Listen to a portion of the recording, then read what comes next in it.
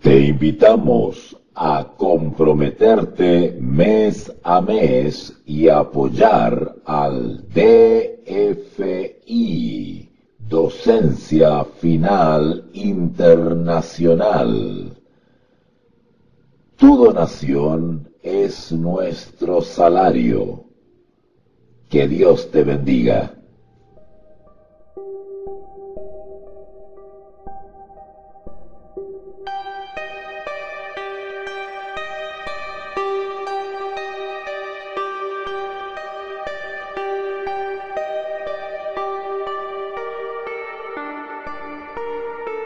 Hola, soy tu profesor Walter. Nuevamente nos reencontramos en un nuevo episodio sobre este interesante y enigmático tema sobre el espiritismo moderno. Hoy compartiré contigo algunos casos increíbles de manifestación espiritista y poder sobrenatural. Acompáñame.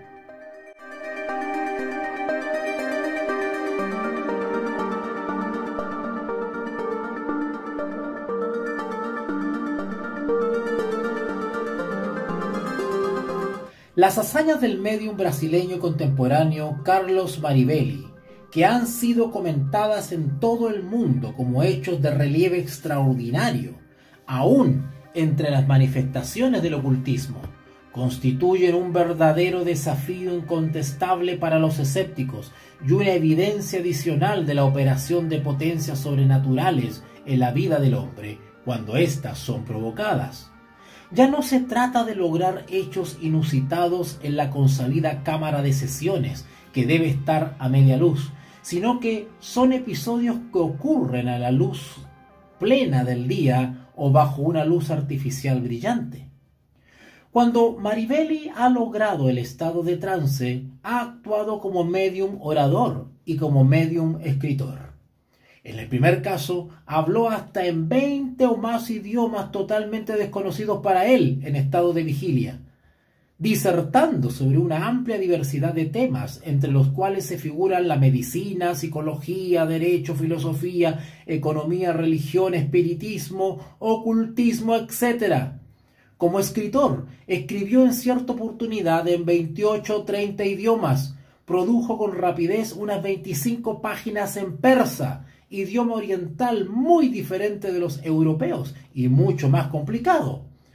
Entre los fenómenos físicos que produjo estando en trance como medium se cuentan el haber jugado partidas de billar sin haber tocado el taco, levitación, desaparición de entre sus amigos en la estación ferroviaria de San Pablo para hallarse 2 minutos después en otro lugar que distaba varios kilómetros. El haber desaparecido de una pieza de sesiones sin desatar las cuerdas con que estaba atado, para hallarse instantes más tarde en otra habitación contigua.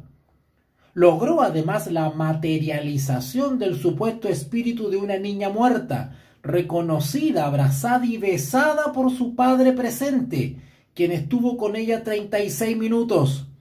2 hombres de ciencia certificaron esta materialización.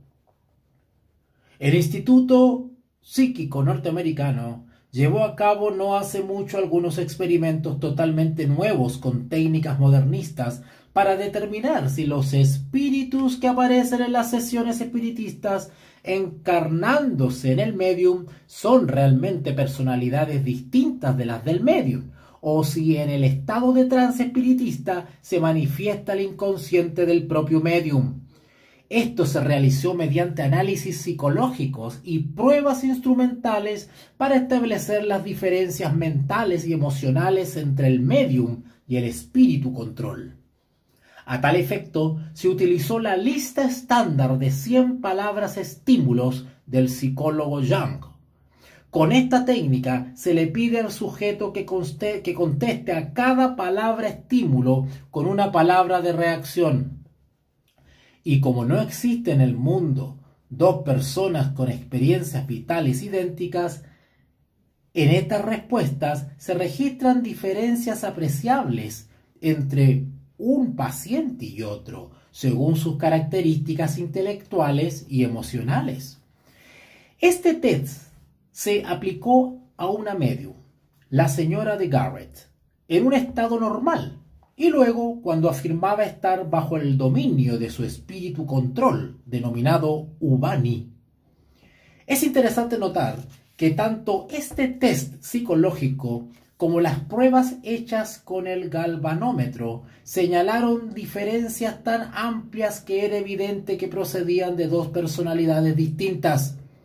Edward Carrington, que menciona estas experiencias, dice: sus reacciones galvánicas de tiempo y a las palabras son correspondientes y muy semejantes. Por lo general, el bloqueo ocurre con diferentes palabras, lo que demuestra que sus reacciones emocionales son extraordinariamente diferentes. Además, se solicitó la cooperación del mencionado control Ubani para que se retirara en forma temporaria, permitiendo que otro espíritu tomara posesión directa del cuerpo y la personalidad de la medium en estado de trance. Como resultado, afirma Carrington, se produjeron una cantidad de variaciones galvánicas que diferían mucho de las registradas en el caso de la señora de Garrett en estado normal, por una parte, y de las Ubani por la otra. Otra de las manifestaciones asombrosas que se logran por actividades espiritistas es la transmisión del pensamiento sin la utilización de los procedimientos conocidos. Así como en los fenómenos físicos supranormales, hay que descartar una cantidad de hechos fraudulentos e ilusiones. En materia de telepatía, hay que aceptar que muchísimos hechos corrientes en la vida cotidiana que suelen citarse como ejemplos de telepatía no son otra cosa que coincidencias sin mayor significado. Por otra parte, no puede negarse la realidad evidente de que existe transmisión auténtica del pensamiento por fuerzas de orden espiritual extrahumana que determinan fenómenos realmente sorprendentes y que no admiten otra explicación fuera de la intervención de estas fuerzas misteriosas a las cuales nos estamos refiriendo. Tal, por ejemplo, el caso del célebre explorador Hubert Wilkins, que tuvo ocasión de enviar telepáticamente sus mensajes desde la zona ártica para que fueran captadas en los Estados Unidos.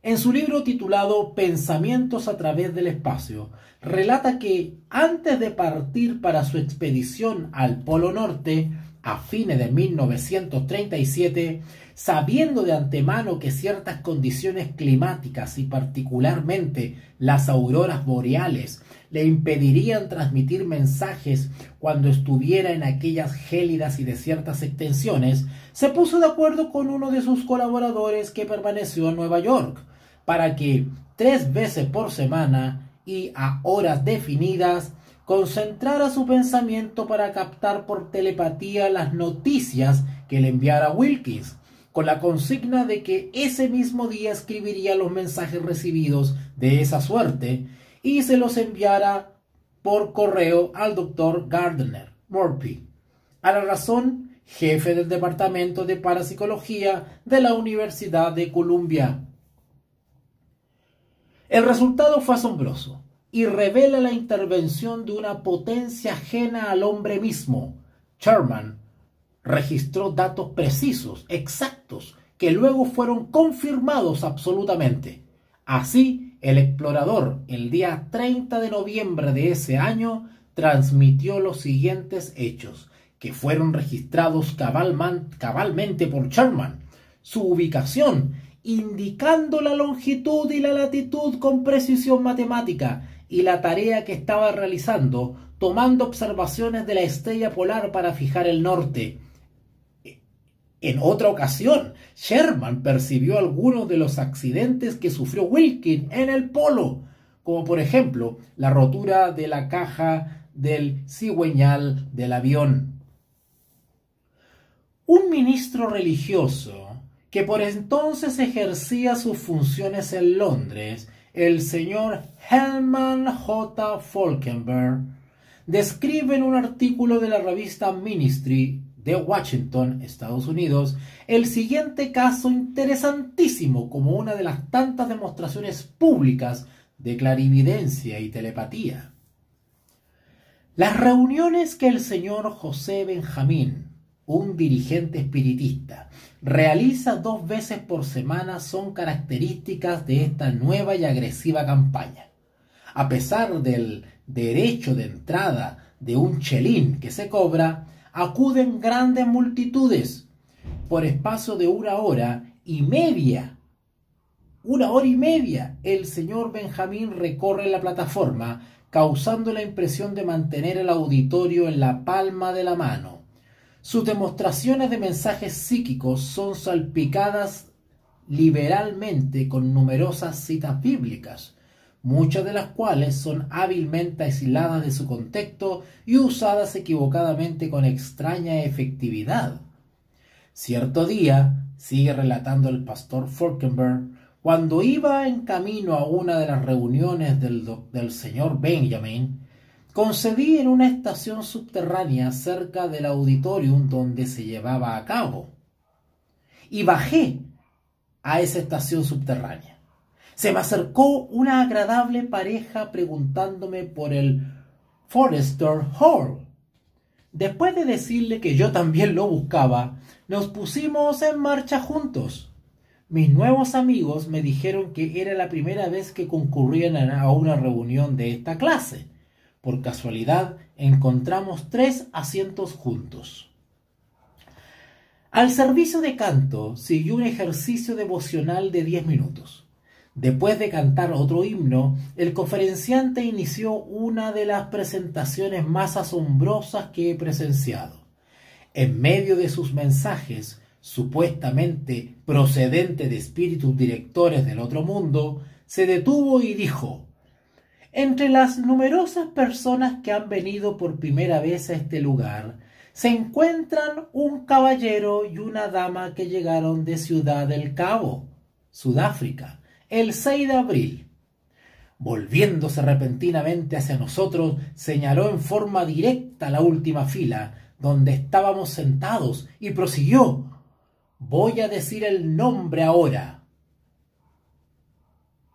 Y lo pronunció. Sí, el señor N. y su esposa.